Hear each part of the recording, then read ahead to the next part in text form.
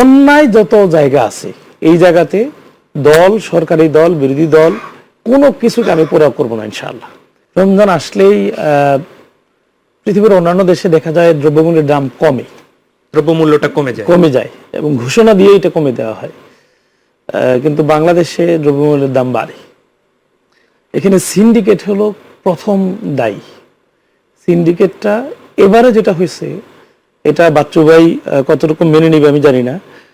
BNP কিন্তু গত 1.5 বছর আগে থেকে সরকারি দল,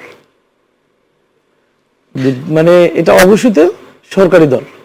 এখানে মানে খুব বেশি ইয়ে নাই, কোথাও কোথাও ব্যক্তি কেন্দ্রিক একটু এদিক সেদিক থাকতে পারে, অর্থাৎ ম্যাক্সিমাম জায়গায় সরকারি দল হিসেবে তারা রোল প্লে করছে।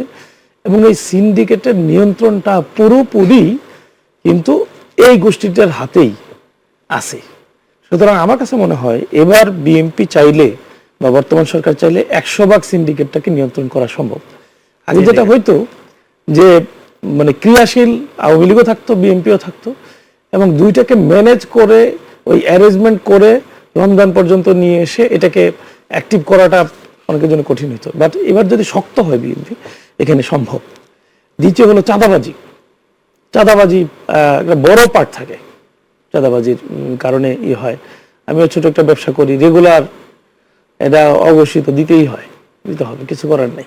ওরা চাঁদা চাইবে না, কিন্তু এমন ব্যারিয়ার তৈরি করবে যে আপনি বাধ্য হয়ে তাকে এই ব্যারিয়ার খোলার জন্য, ওপেন করার জন্য আপনাকে একটা মাসোয়ারা দিতে হবে। এমপি সাহেবকে তো ওই মাসোয়ারা দিতে মানে একটা বড় এখানে এমপির নিয়ন্ত্রণটা আর্থিক থাকে না। দেখা যায় কি স্থানীয় যে নেতা নেই, ওই নেতা এমপিকে টাকার ভাগ দেয় না, কিন্তু এমপি ওই নেতাকে শেল্টার দেয়। ওই শেল্টার বাবদ সে আবার এমপিকে সহযোগিতা করে, ওই সাপোর্টটা নেই, অন্য কোনো সাপোর্ট এমপি তার কাছ থেকে নেই। এখন পর্যন্ত ক্ষমতার ভাগিদারি সবাই হইতে চায়।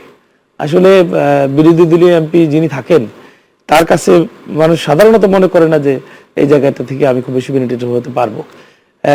ঘোষণাই দেয় সরকার পক্ষ, সরকারি দলের যারা নেতারা আছে যে আমার দল ক্ষমতা, সুতরাং আমি সব নিয়ন্ত্রণ করব, নিয়ন্ত্রণ করতে চাইবে। তবে আমি আমার এলাকায় অন্যায় যত জায়গা আছে এই জায়গাতে দল, সরকারি দল, বিরোধী দল কোনো কিছুকে আমি পরোয়া করবো না ইনশাআল্লাহ। আমরা লড়াই করে এই জায়গায় এসেছি, বাচ্চু ভাই বলেছেন অনেক সংগ্রাম করে এসেছেন, প্রত্যেকেই যার জায়গা থেকে একটা বড় সংগ্রাম করেই এই সংগ্রামে বিজয়ী হয়েছেন।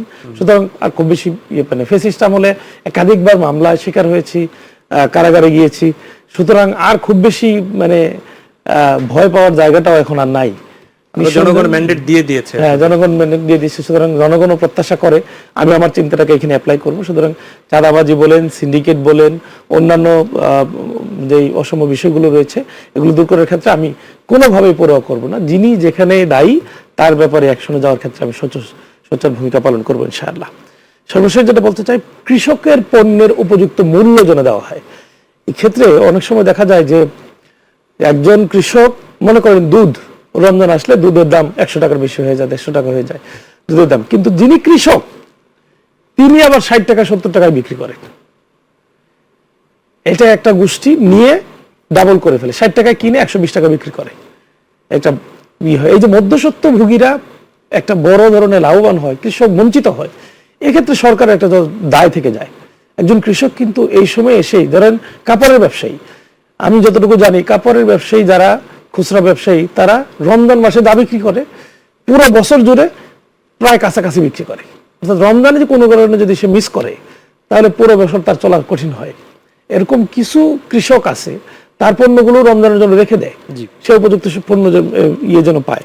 এই সুযোগটা যেন কৃষকরা পায়, সে ব্যবস্থার জন্য পায়, এটা আমার একটা দাবি রেখে আমি যাচ্ছি।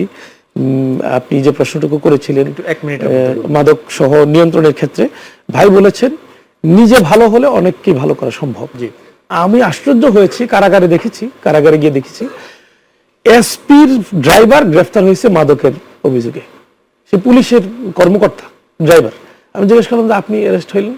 বলছে এটা হলো ভাই শো, এসপি নিজে বাঁচার জন্য আমাকে তাহলে আপনি কি বলতে চান? বলছে যে উনি নিজেই সিন্ডিকেটের সাথে জড়িত এবং উনি বড় ধরনের একটা মাসোয়ারা নেই।